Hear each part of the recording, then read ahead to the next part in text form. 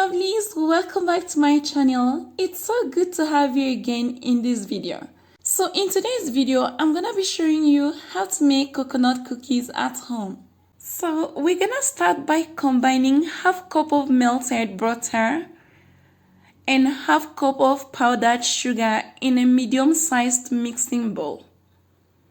Whisk those thoroughly for about 2 to 3 minutes until it is well combined and you have a whitish creamy consistency.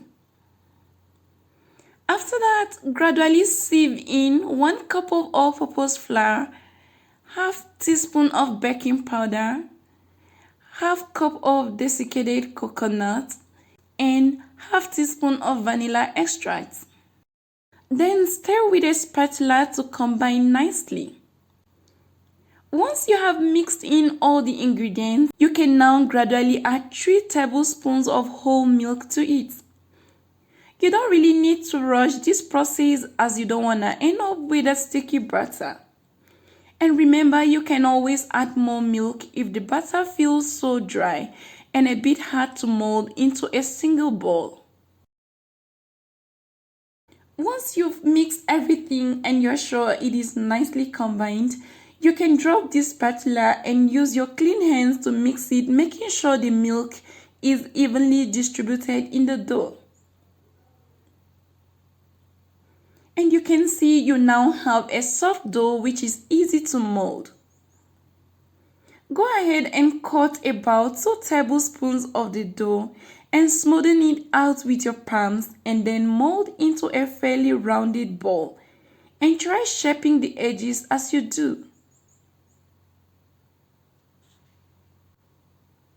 Once done, dip the ball in half cup of desiccated coconut and coat it nicely and then arrange on a parchment paper lined tray. Repeat the same process with the remaining batter until you are done.